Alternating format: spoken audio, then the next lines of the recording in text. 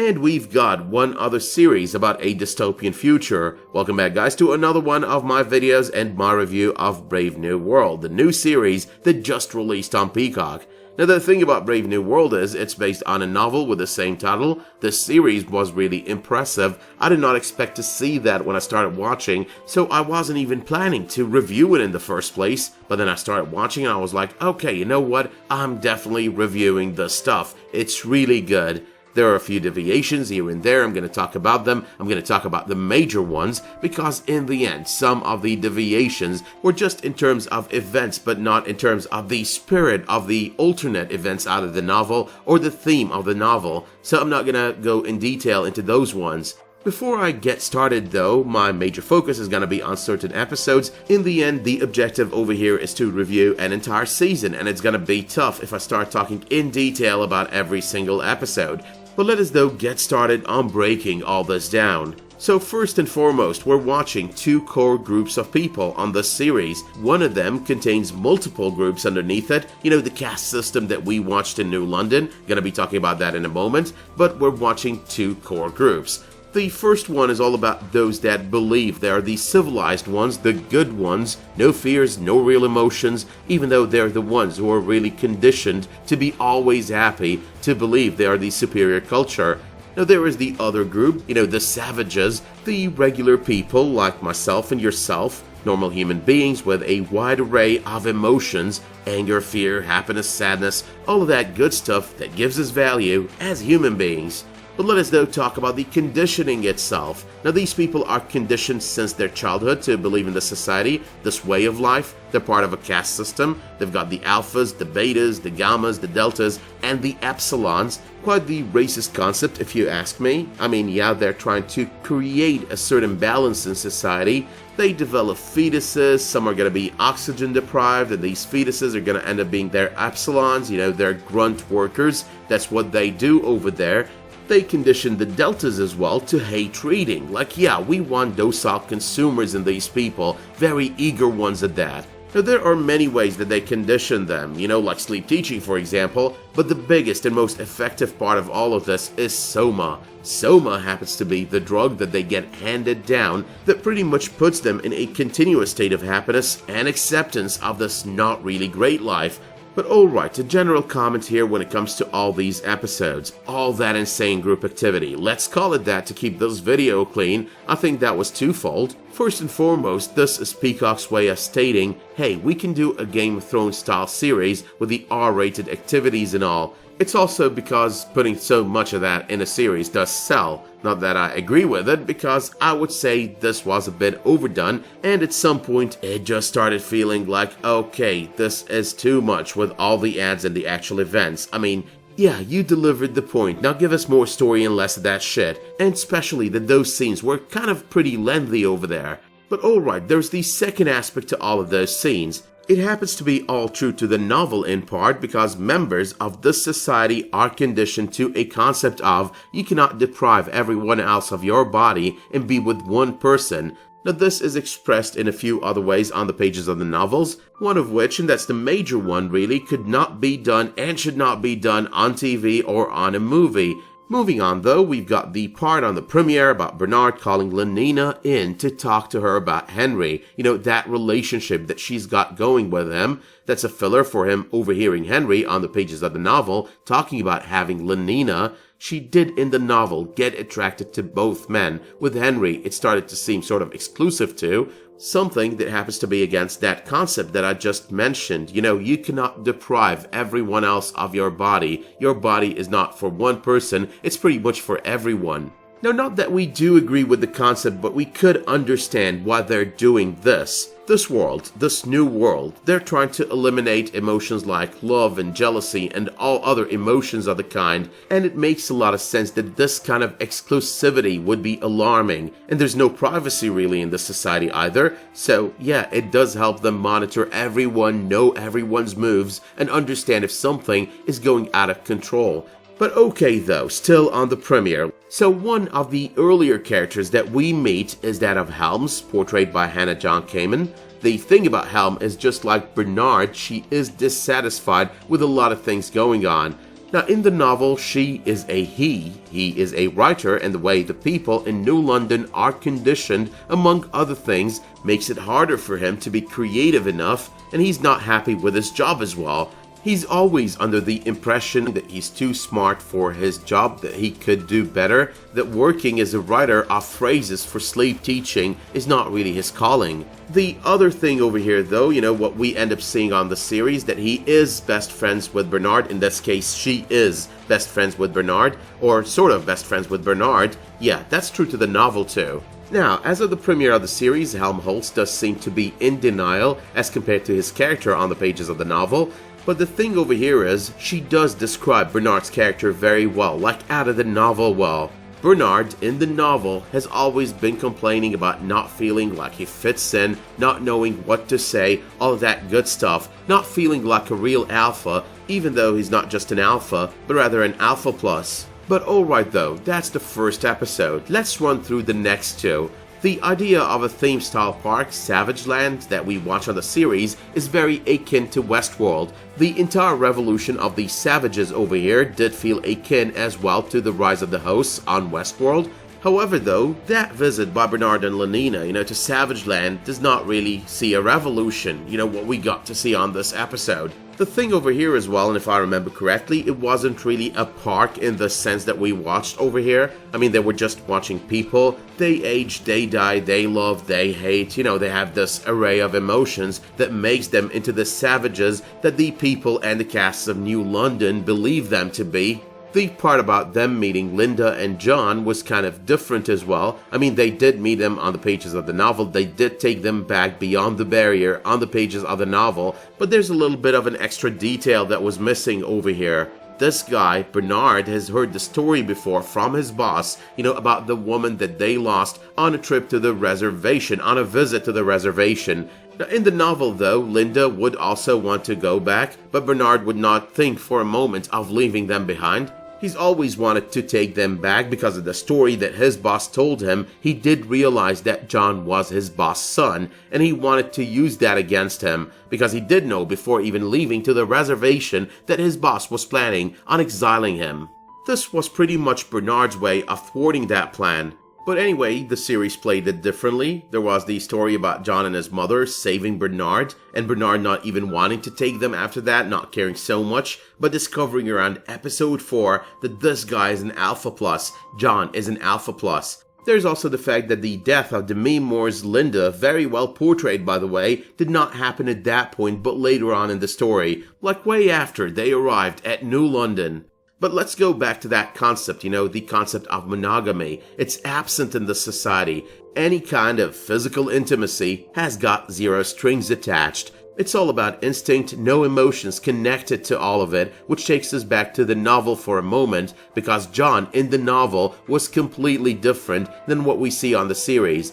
This guy's been raised by his mother on 2 books, one of which is the complete works of Shakespeare, so he only speaks in Shakespearean phrases. It's also because he was raised in isolation, because the people of the village they lived in did not really like his mother. She comes from that society where monogamy is not a thing, she's sleeping around, and that's a problem for them.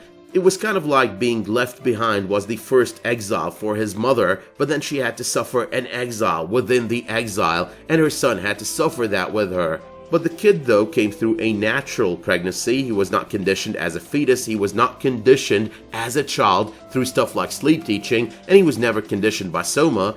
So even though an alpha as stated on episode 4, and even though different than the people of the village that he lived in, he was still different than the people in New London. He's got emotions and concepts and understandings that no one in New London would understand or go along with. One other thing about John here, though, is that he did believe in his mother's stories, as opposed to what we get to see or to watch on the series. He did believe in them, and he's the one who actually approaches the guests, speaking of Bernard and Lenina, and talks to them about it, all about that other world, his mother, her view of that world, and he's the one who requests going with them, wanting to see that other world that his mother has been telling him about, but he'd only do so if Linda were to be allowed to come along. The struggle of John throughout the novel, the struggle of John throughout the series comes from the fact that he is a hybrid of two societies, two different cultures. He's raised by Linda, so to an extent his mother's culture is ingrained in him, but he's also been raised in the reservation, so that other culture, all those emotions, all that other stuff, that's also part of who he is. This trouble with being a hybrid out of two worlds, combined with the fact that the novel has already put us in the direction of thinking the complete works of Shakespeare, makes you think of Caliban in The Tempest. John's pretty similar to Caliban. Caliban is out of that savage world, savage island, if you think about it. Prospero is pretty much everyone else. But focusing though on John and Caliban are pretty similar. They're misplaced in whatever society you put them in. And that's how you view John. He's different than the people on the reservation, and he's different than the people in New London. But okay though, the death of Linda was done this early in the story in order to stretch the story a little bit, in fact, because we get to know that the director is the alpha that got her pregnant. We know that from the novel, but it also becomes clearer out of the series. Now, getting a fellow alpha, beta, or whatever, anyone for that matter, pregnant is illegal in this world. It's not the right thing to do, and that's his problem over here. That's why he's even tougher on Bernard when he loses John. The director has got a secret to keep, and he wants to make sure that that secret is safe. His entire statement to Bernard, you shouldn't have come back, that's not about Bernard really. I mean, it's partially about Bernard, but it's also about the fact that he came back with gifts. He came back with Linda, and he came back with John, and John presents a danger to him. The conversation between Bernard and Lenina on that episode as well, it kind of parallels the conversation between Bernard and Helmholtz on the first episode. Because on the first episode, Bernard is the one complaining, Bernard is the one that's not happy, or stating it out loud that he's not happy. Helmholtz, for her own reasons, does feel the same way, but she's in denial, or acts like she is in denial. The same thing happens over here, only Bernard is the one who puts up the act, and Lenina is the one complaining. But on episode 4 as well, we do get a key milestone. This guy, John, does realize that the director is his father. Of course, the scene has changed, the emotional situation has changed. John is pretty angry at this man, and this man wants to get rid of John. He's not surprised by it in the middle of all those alphas while he's trying to exile Bernard. Something that on the pages of the source material does lead to his resignation. It's in front of everyone, it's a scandal, he did something wrong, and he's gotta pay for it. So resignation it was, right then and there. Now, honestly, I would have preferred the story out of the novel, with Bernard realizing that John is an alpha exotic. I was like, okay, you know what? He's onto something, and he's gonna realize that the director is the father at some point, and he's gonna declare it to everyone. But in order to make it more dramatic, I guess the series decided, okay, you know what, we're gonna make this guy, the director, into a major villain, one trying to get rid of his own son, get him out of New London back to the Savage Lands, and if that fails, he's willing to get rid of him in a completely different way, like kill him, get rid of him. Subsequently, John would have to defend himself like he did over there, and in the process of self-defense, he ends up killing his own father. Not intentionally, but nonetheless, killing his own father.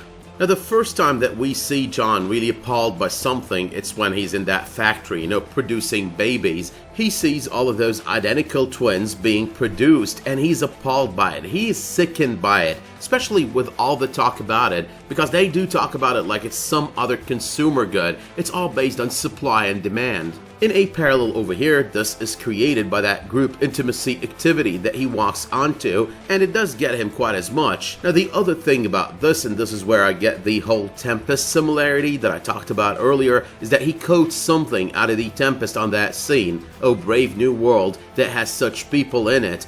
Of course, in a little bit of a different context to that of Miranda's on the pages of The Tempest, because over there, she was kind of excited about this new world she's joining after being in isolation, a lot like John on the pages of the novel, and a little bit like John on the series. It is that quote, or the use of that quote, where I've always thought the novel got its title, and subsequently all the productions based on that novel. It is by the end of the 4th episode, though, that we reach another milestone, Bernard becoming John's guardian. And while I dislike the changes when it comes to the end of the director, I do like that little bit of a change over there. Something big is changing, something is happening with the society, and Mond realizes it. And Bernard over here is trying to work through it as well. They're all being tested. It's not just Bernard, it's everyone. The other thing about this is it's been years and I don't remember John ever taking Soma, but it is possible he did once over the course of the novel. Maybe, not sure. But I remember he always refused to use Soma. He always viewed it as a way to detach him from who he really is, as a way to enslave him into this weird system. Now, while we're jumping from one character to another, let's take a moment to talk about Mond here, because Mond does play a big role in all of this. Now, Mond does insinuate early on in the events of the series that she's got an understanding of more than the average, or pretty much the majority of those within the society, and she indeed does know a lot more. I mean, in a conversation with John on the pages of the novel, when John does use a quote out of the Tempest, she does use one as well. Well, once again, over there she is a he, but you get the point. Mond as well, when exiling both of Helm and Bernard, does talk about how she envies them, or he envies them on the pages of the novel. The exile is always about being a dissident, not fitting in the society, but it is also about excitement, because out there are a lot more exciting people, and that's what she envies. However, though, when Helm inquires on the pages of the novel about why he did not make that choice, never made the choice to be exiled out of the world state, he does state that he finds a certain satisfaction in making other people happy, in bringing happiness to all those people of the world state. Bernard, who believes that the director killed himself, does suggest that he killed himself out of shame, because this is something in this society to be ashamed of, being a father. The thing over here is this is a direct reference to the novel, a direct Easter egg to the fact that the director resigned his position as soon as this was announced by John, as soon as he called him father. But this, though, is just the beginning of episode 5. Let's, though, circle back to Lenina, because Lenina is becoming different. Lenina is definitely deviating away from the novel. Soma was always her escape route, but she stopped taking Soma. She's trying something different. She's always been different, actually, when it comes to the novel. The monogamous relationship with Henry, that's unlike anyone who consumes Soma. That's unlike any other beta. But she does take it up a notch over here as compared to the source material, to the point of jeopardizing her friendship with Fanny Crown, Franny on the series, her best friend. You've got John making all these betas uncomfortable, you've got John meeting Helm for the first time. Helm does take an interest to John, which is also true to the novel, because Helm, in his own way, is a different kind of person.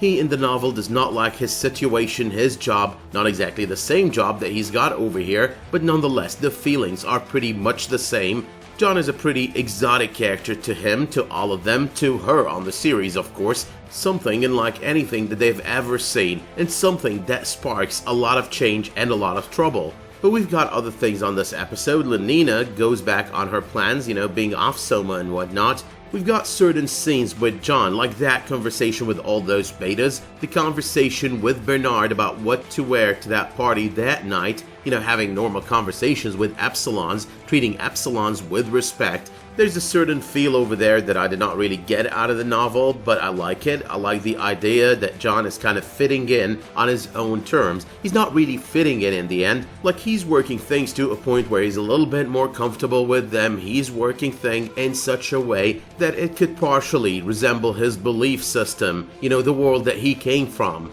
It is on this episode as well that Bernard realizes he could be the focus of everyone's attention, as guardian of the savage. It is as well when John has his first real conversation with Helm, even though not as intellectual as it is on the pages of the novel, but still quite the decent conversation. I did like how Helm mentions it is fun to play Indra at times, because when you think about it, the novel is all about no religion, no literature, even a limitation on scientific discovery and understanding science, because to make a long story short, understanding and knowing is a double-edged sword, and they don't want that other edge, the one that risks the society as it is, so only certain people are limited to that kind of knowledge. But when Helm talks about playing Indra, a phrase derived from playing God, you do realize the situation over here. It is still a religion that they built, that they created, they just don't call it that. It is a cult of sorts, and each cult has its own religion and its own fake gods, and that's what we're watching over here. But the other big surprise here is the Epsilon is actually waking up, and the moment he does, the moment he realizes that he could be more, that he doesn't necessarily have to be just the Epsilon, the server, you start seeing that Westworld parallel, you don't have to just be host serving the guests of Westworld, but you could rather be a lot more.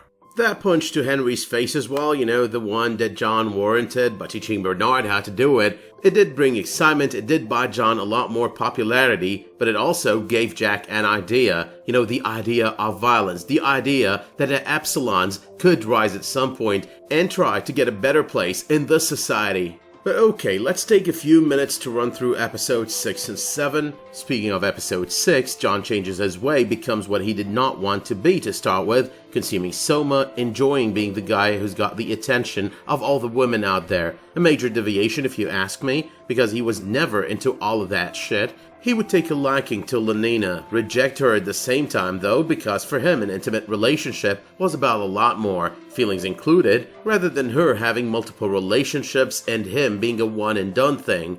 Now the show does try repeatedly to keep a certain balance between the original source material and the story that is already deviated by so much from that source material. For example, in episode 6, there is the talk about wanting normalcy in his life, like he wants to be like everyone else, rather than being the sensation of the moment. Bernard, on the other hand, is milking the situation just like he did in the novel for all it's worth. The popularity of John meant his own popularity, something that he craves deeply, having always felt like he does not belong. On this episode as well, we do get the first actual contact between John and Lenina since they got back to New London, so that's a plus. She is, in a way, attracted to the guy, just like she was on the pages of the novel. He's attracted to her, just like he was on the pages of the novel, and that's where the story starts to deviate heavily. Now, I don't want to keep repeating this and relaying this, but we need to keep in mind that John and Lenina relationship did not happen this way in the novel. The mere notion that he wanted more than a one and done would rather freak her out, and the notion that's all she wants would freak him out as well, having him resist the temptation of wanting to be with her, especially that in the novel, outside the borders of this world state, premarital intimacy was not something that was acceptable. Honestly though, I would say that at this point of my viewership of the series, I did like the deviation, the change to Lenina's character. But she did not change completely, evident by what we see on the 7th episode, evident by John almost having to go back to his novel roots, almost rejecting her, but holding back because of her reasoning, lack of privacy and whatnot. But okay though, Soma or not, he is still rebellious, he still continues that journey on the Epsilon train for example, that's one part of his rebellion, the trip that he took with Lenina. His consumption of Soma even is not a thing that he does all the time, like he doesn't want to use it to deal with the feelings that he's got towards the death of his mother, the sadness that brings. That's most definitely a red line that he doesn't want to cross. But still on the rebellion bit, that big speech, that long-winded speech that he gives in the Epsilon lunchroom, that's pretty much true to the novel in a way, but instead of giving it here to Epsilons, he gives it to Gammas in the hospital right after his mom dies, like he leaves her room there dispensing Soma to them and he gives them that speech. Talking about choice, talking about them not needing those drugs. Those drugs are how they're enslaving you, is the kind of thing that he says over there. Once again though, this is one of those things that's kind of bringing the very deviating story closer to the source material. Like I mentioned earlier, this is what episode 6 and 7 has done in part, kind of tying up both stories together in one way or the other. But alright though, between episodes 7 and 8 we get a realization all about Indra, and that's the person we're gonna talk about. If I may call Indra a person. Now the thing about Indra is she was trying a simulation, and the simulation leads to death. The death, I think, is a little bit real and a little bit metaphorical, evident by what happened on the finale, because yes, some people died, but in the end, it is also about the death of the society that they built in New London, and the world state in general. But Indra, though, still did not account for the presence of John. That was an external factor that she did not see coming. But John did come into the picture, however though, he was a catalyst in a way to all of this. When it all started on the premiere of the season, we had that incident with the Epsilon. We had the Jack Epsilon waking up, sort of waking up, like Bernard saw a change in the pattern of his action, and no one listened to Bernard, but that was all part of the simulation. The thing about John's presence, though, is it wasn't accounted for, but it was a catalyst towards this revolution of the Epsilons, this change in the pattern of how things go in the world state. Now, before we talk more Indra, more the ending of the season, and before we head into the finale, let's talk a couple of other things real quick. We've got John joining the network, which is not only a big deal for everyone, but also for Indra. She wanted him in the network. She wanted to know how to account for that one external, unexpected factor, and that kind of did it for her. Think about it, all the information on him helped a jealous Bernard, which by the way is funny enough and ironic because Bernard is not supposed to feel jealous. He's supposed to work on people not feeling that kind of thing, not having any kind of privacy as well. Bernard, though, managed to mess the relationship that John had with Lenina. He also managed to get a decision out of Henry to banish John. The character of Bernard, even though starting as similar as possible to his novel counterpart, does change a lot over the course of this season and does deviate away from the novel, making him into some kind of villain. But John joining the network, Bernard using that information in order to get him banished, that leads to the Epsilons taking John's side and protecting him, and hence leads to that revolution that Bernard would have tried to avoid if he didn't know better. But he didn't know better, he was acting on a whim, he was acting based on emotions that he does not understand, that he's getting for the first time. But on the other hand, and on the penultimate episode of the season as well, Helm Watson, she's getting a lot of changes. She's becoming closer to her novel counterpart. She is starting to feel things. Now, first of all, I did like the touch with her tasting her tear, like she's never had one of those. That was a really good touch on the writer's part. The other thing over here is that even though, while all those emotions finally do bring that tear out, she is different than in the novel. Still different, that is. On the pages of the novel, Watson is smart, he's got a wider array of thought-based emotions than a lot of other people, but to him, love and family and all of that stuff, no matter how much he builds a strong relationship, a strong friendship with John, are still all laughable matters. Gotta say though, the Bernard jealousy over Lenina is equivalent to his jealousy over his best friend, because, John came in and his best friend was totally interested in that person, so he felt like he was losing that friendship. But alright, I know this is too long, but we are closer to the end. This is the finale of the season we're about to talk about here. Everything's changing, everyone are changing by the time we get to this finale. An amazing finale at that. Franny is being used against Lenina because of her reconditioning. Lenina, over 2 episodes, has broken the cycle. First, and on the 9th episode, there was her "This is my body," and then on the finale, of course, there was her stepping on her optic. But more's changing though. There was the end of the legend of Soma. There will be no more Soma to consume, no more to keep everyone drugged and clueless. The fights that ensued over the lack of Soma, the dispensers not filling up, it goes to tell you that the true savagery lied within New London. These people are addicts and they will actually kill one another over the next dose of their drug of choice. There's also John, who sparked a revolution by the Epsilons, but he never wanted it to be what it has become. He tried to help. He wants some kind of equality for these people, but he didn't want all this killing and all this murder. But then again, there's a lesson to be learned over there. When you play God, when you oppress so much, when people implode as a result, this is usually the outcome. Absolute chaos. But Jack, though, he's one of my favorite characters on the series. He does realize it, tries to stop it. But even though seemingly the leader of the Epsilons, he couldn't get through. He couldn't do it. He could not stop them. The funny turn of events says you would have expected John to be the one to change his mind, but it was rather Bernard. His shared experience with that other friend of his that died on the premiere of the season, that other Epsilon. Now, I think while John, Bernard, and Lenina were the focus of the story, Jack and Mond were the ultimate characters over here, the most important ones. I think my favorite quote out of the series was that of Mond's on the finale of the season. "We were built around a flaw, it can be corrected, and can be conditioned away." The flaw is what makes us human, by the way. That flaw is what they didn't anticipate building that place, and that flaw is what spread to the AI itself, to Indra. That's really the virus. The virus was all about emotions. Indra does feel. She feels love. She feels wonder. She feels terror, as Helm does describe it. Love towards Mond, wonder towards what she has given her, and terror over Mond dying, over losing her mother, the one that she views as her mother, being alone. Emotions that Helm described as identical to those of John's towards his mother. But let us speak though about the finale ending versus the book. At the end of the book, John commits suicide thinking that a choice of his, a choice he made, not gonna go into details, might have been the cause of Lenina's death. Lenina's fate is unknown. We all think she's dead by the end of the novel, but it's left to your imagination as a reader. Again, not gonna spoil that part because it's completely different than it is on the series. There's no revolution by the Epsilons. New London stands as it is, but the people of New London has started taking a liking to John, wanting to try what he tries, wanting to feel what he feels. Not all of them, but definitely a whole lot. Of course, when you compare there, you find Lenina in this new position. She's now the director in place of Bernard and Henry before him, but she's definitely building a different world, a whole new world. Indra is no longer in there, no longer part of New London, but she's out there. She's pretty much in Bernard now, and she's gonna wreak chaos on the second season if this series were to be renewed for a second season, and I sure hope it does.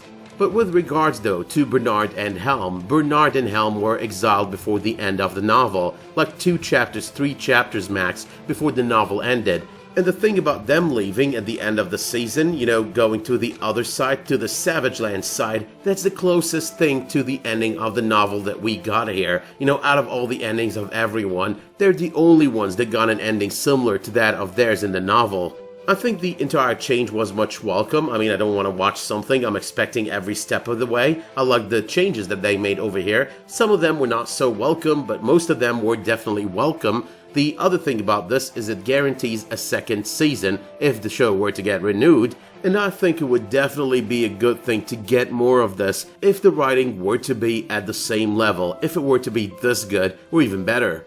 But one final thing though, all about John, the ending with John.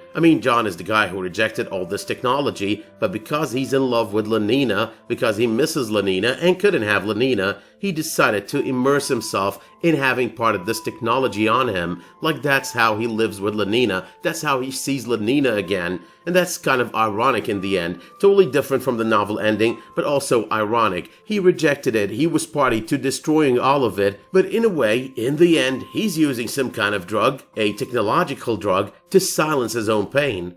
But that said though, my work here is done. I give this new series, Brave New World, a 7.5 out of 10. It's not the best thing out there, but it's not the worst thing. There were some twists and turns that could have been done better, that could have been written better, but in the end, I take it at face value, I like what I see, and I totally recommend watching it. The parts that stuck to the novel were great, of course. I give those a 9 out of 10 or something. The parts that were changed, that's my concern. Some of them were changed to the better, some of them did not need to be changed by that much, and some of them did not need to be changed at all. But let me know though in the comments down below what you thought of the first season of the series. Let me know if you did like this video by dropping it one of those much appreciated likes, subscribing to this channel, and make sure while you're at it to enable notifications in order to get updates whenever I upload a new video, publish a new community post, or start a new live stream. But until the next time that you tune in for another one of my videos, thank you so much for tuning into this video, stay safe, and have a great day.